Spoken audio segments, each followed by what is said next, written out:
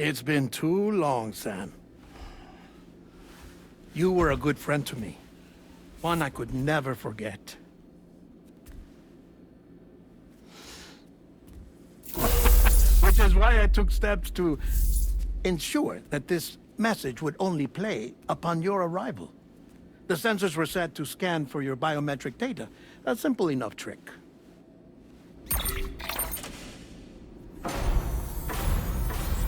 Now, this was originally a geophysics laboratory established for the study of earthquakes.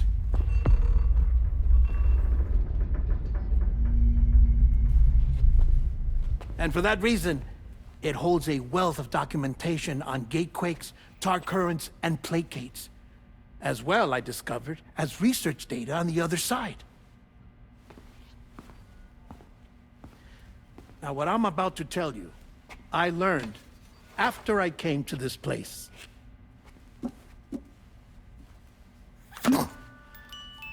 Imagine that this is the lab.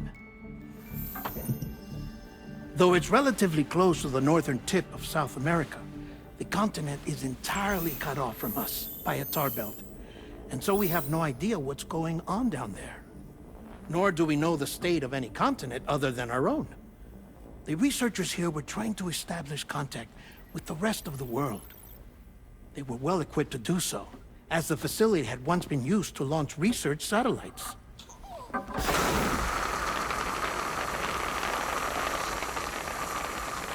So they tried launching a variety of probes and drones in the hope of obtaining observational data, with no success. The Earth, you see, is shrouded in a thick layer of chiralium that renders electronics inoperable at altitude. So they tried sending ships across the ocean.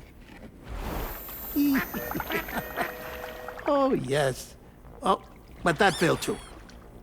The high concentration of chiralium in open water proved too corrosive, invariably causing them to sink.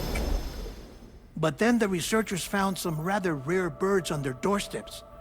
Birds not native to the region. Nice birdie, nice birdie. And that, my friend, was just the beginning. Not far from the lab, they discovered a strange anomaly. Well, the surrounding area was heavily contaminated with chiralium. Yes. This is beautiful.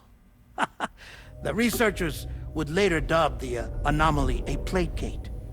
But further investigation revealed that it came into existence when you began to expand the chiral network across North America, and that the gate grew larger in tandem with the network itself. What started as a tiny fissure in space became so much more. The researchers duly installed cameras to study the gate and its surrounding area. Now, to their surprise, they caught footage of some unusual marsupials.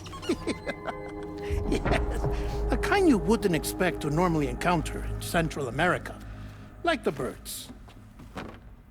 But to confirm their suspicions, they sent an autonomous robot through the gate. The soil samples it collected were consistent with the archived geological data from the southern hemisphere.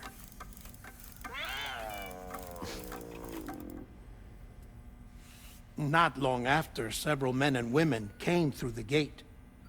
They spoke English, and they confirmed that they had indeed come from faraway Australia. We finally knew the world outside North and Central America had survived. Ours was not the last bastion of humanity, but Australia had suffered the death stranding too. Undeterred, the researchers began working closely with Bridges and conducted a series of tests, paving the way for an expedition to Australia that would lay the groundwork for chiral network expansion. After they had first installed surveillance equipment, that is, so that the gate could be monitored from the Mexican side, a necessity to this day as Australia is not yet connected to the chiral network. The UCA may not have dreams of conquest and control, but they aren't about to let just anyone use the gate. Indeed, that's one of the reasons they were so determined to connect Australia to the network in the first place. Well, I suppose that's all I have to say about the Plate Gate. There's something else that I need to tell you, though. Something far more important. Mind if I pause it here? I have to go take a shower. Gate quake detected. Sam, a gigantic BT just showed up outside. We're prepping weapons for you now. Access the terminal up top and take whatever you need. We're counting on you.